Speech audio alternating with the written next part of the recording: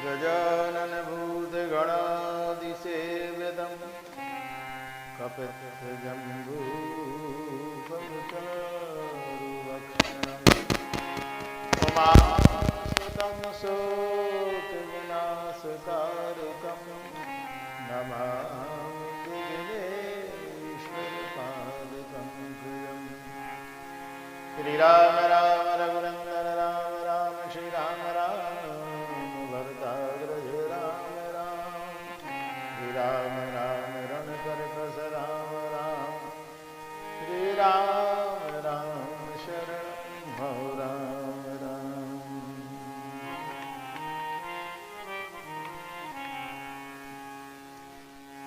श्रीराम जय राम जय जय राम श्रीराम जय राम जय जय राम श्रीराम जय राम जय जय राम श्रीराम जय राम जय जय राम श्रीराम जय राम जय जय राम श्रीराम जय राम जय जय राम।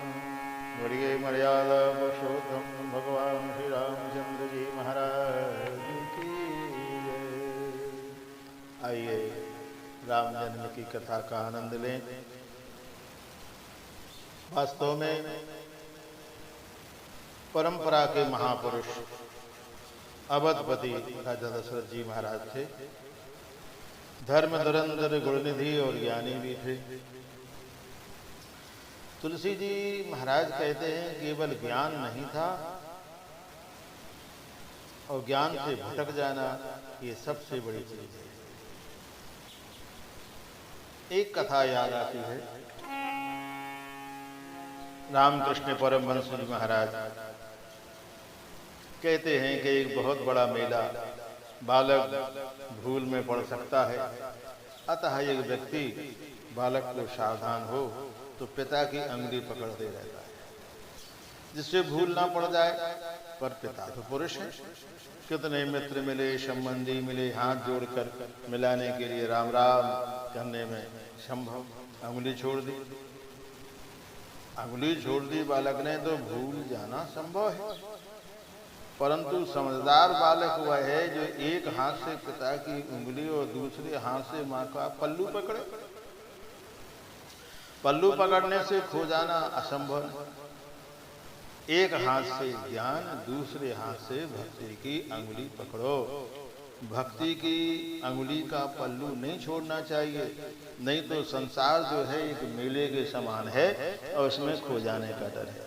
तो महाराज दशरथ जी में ज्ञान भी था, भक्ति उपासना भी थी और भक्ति के अनुकूल चलने वाली 3 रानियां थी, कौशल्या जी, सुमित्रा जी, कैकेयी जी। महाराज दशरथ जी का दिव्य शासन, दिव्य राजा, दिव्य परिवार रघुवंश का था। एक बार महाराज दशरथ जी को गिलानी हुई कि मेरे यहाँ पुत्र नहीं है। तुलसी जी ने मानव का अति सुंदर जीवन दर्शन किया है। कितना भी बड़ा आदमी क्यों ना हो, पर जीवन में कहीं ना कहीं अपूर्णता तो रहती। दशरथ को हर प्रकार के सुख थे पर पुत्र नहीं था। कई लोगों के पुत्र होता है पर कुछ काम करता नहीं, कुछ ना कुछ कमी तो रहती है। तो रोते रोते अपूर्णता स्वीकार करो या हंसते हंसते, पर अपूर्णता तो रहेगी ही। जीवन रेलवे लाइन के समान नहीं है, जीवन गंगा की धारा है। कभी इधर मुड़ेगी तो कभी उधर मुड़ेगी, सीधा जीवन हो वह जीवन नहीं कहलाता। जिस जीवन में केवल हंसना हो, नहीं तो वह बोझ बन जाता है। हाँ, विदेशियों में प्रयोग हो रहे हैं, जो बालक रोता नहीं है उसे मनोचिकित्सक जबरदस्ती रुलाते हैं। रोना चाहिए, मन का बोझ हल्का हो जाता है। तो महाराज दशरथ जी अवधेश के जीवन में पुत्र नहीं होने का एक दुख है। गोस्वामी जी ने रास्ता बताया कि जीवन में दुख पड़े तो यहाँ वहाँ नहीं कहना चाहिए, किसी संत के पास कहना चाहिए। संसार के लोगों से कहोगे तो वे दुख को बढ़ाएंगे, किसी संत के पास जाइए। अवधेश महाराज दशरथ जी अपनी वेदना व्यक्त करने के लिए गुरु वशिष्ठ जी के आश्रम में गए। गुरु जी के चरण स्पर्श किए। संत के पास दुख की बात को कहो तो केवल दुख ही ना कहो, सुख भी कहो। प्रभु मेरे पर अति कृपा है, सब प्रकार से ठीक है, पर एक बात पर अधिकतर लोग क्या करते हैं, दुख का गुणगान करते हैं, सुख गाते नहीं। दुख का गुणगान करना हमारी आदत हो गई। कई लोग 24 घंटे दुखों का गुणगान करते हैं। हाँ, कई 1 घंटे में 10 बार करते हैं। अरे मर गया, बोलने की आदत नहीं, बस में जगह नहीं मिली, नहीं तो मर गया होता, किस लिए मर जाए, दूसरी बस में बैठाओ। ऐसे आदमी होते हैं। इस राष्ट्र को रोते आदमियों की जरूरत नहीं है, इस राष्ट्र को आंसू पीकर हंसने वालों की जरूरत है। गुरु के आगे सुख और दुख दोनों कहने चाहिए। गुरु वशिष्ठ जी के आगे राजा ने सुख और दुख दोनों कहे।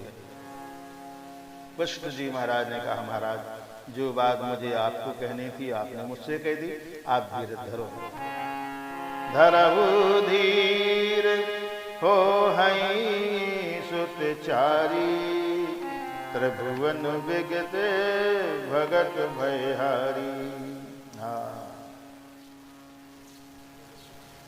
आप धीरज रखिए, आपको एक नहीं 4 पुत्र होंगे। सामान्य पुत्र नहीं होंगे, त्रिभुवन में उजागर कर देंगे, भक्तों के भय का नाश करेंगे। परंतु आपको एक काम करना है, पुत्र कामेष्टि यज्ञ कराइए। त्रंगीर सही वशिष्ठ बुलावा, पुत्र काम शुभ जग करावा। कामेष्टि, पुत्र कामेष्टि यज्ञ। भगत सहित मुनि आहुति दीने, प्रगटे अग्नि चरु कर लीने। यह हवि बाट देहु नृप जाई, जथा जोग यही भाग बनाई। आपका आदेश, वशिष्ठ जी का आदेश सामयाना डाला गया। ऋषियों को आमंत्रित किया गया। महर्षि श्रृंगी को बुलाया। महर्षि वशिष्ठ जी को आचार्य यज्ञ पद पर बैठाया। विधि पूर्वक यज्ञ हुआ। यज्ञ में अंतिम आहुति संपन्न हुई।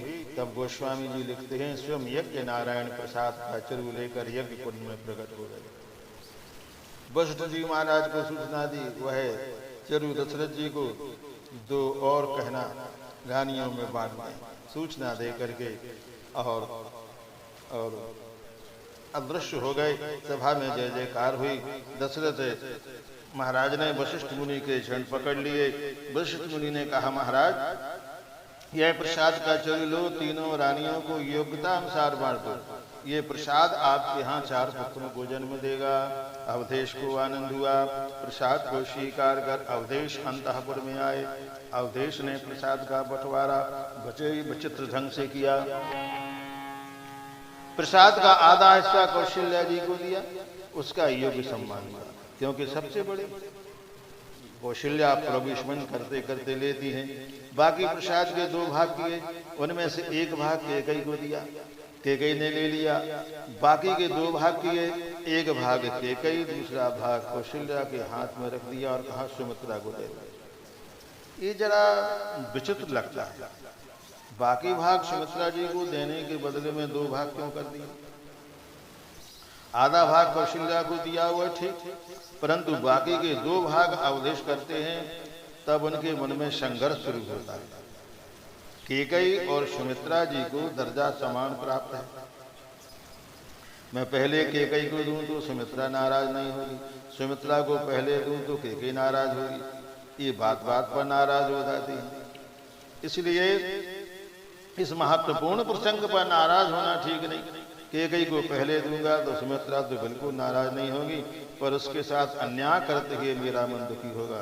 तो सुमित्रा जी बोलती नहीं, इसलिए दशरथ जी को दुख हो रहा है। दोनों हाथों से प्रसाद दें तो भी ठीक नहीं, बाएं हाथ से प्रसाद देना शास्त्र के विरुद्ध है। रघुवंश में तो एक एक धर्म की मर्यादा पाली जाती है। बाएं हाथ से प्रसाद नहीं दिया जाता, 2 बार प्रसाद नहीं लिया जाता। कई भावुक लोग होते हैं 2 बार प्रसाद ले लेते हैं। एक आदमी कथा में आता है, प्रसाद के बंटवारे पर पहले दायां हाथ रखता है, फिर प्रसाद मिलने पर धीरे से पीछे रख लेता है, बायां हाथ रखता है। तो इस प्रकार से दशरथ जी महाराज ने संघर्ष अनुभव करते हुए चौथाई हिस्सा कैकेयी को, दूसरा भाग सुमित्रा को देते तो अवधेश का मन नाराज होता। सुमित्रा जी के साथ घोर अन्याय था, अतः दशरथ जी ने उस भाग के 2 टुकड़े किए, दोनों रानियों के हाथ में रखकर कहा, दोनों रानियां सुमित्रा जी का सम्मान करो। दशरथ ने युक्ति पूर्वक उन दोनों रानियों से भी ज्यादा सम्मान सुमित्रा जी को दिया। चक्रवर्ती सम्राट जिसका सम्मान करे वह सम्मानी बन जाता है, परंतु वह सम्मानी जिसका सम्मान करे वह अति सम्मानी बन जाता है। तो दशरथ जी ने कौशल्या और कैकेयी का सम्मान किया, उनसे सम्मानित दोनों रानियों ने सुमित्रा जी का सम्मान किया। इस तरह सुमित्रा जी अति सम्मानी बन गई। दोनों रानियों ने उनके हाथ पर हाथ रखा, सुमित्रा के हाथ में 2 टुकड़े दिए, आंखों में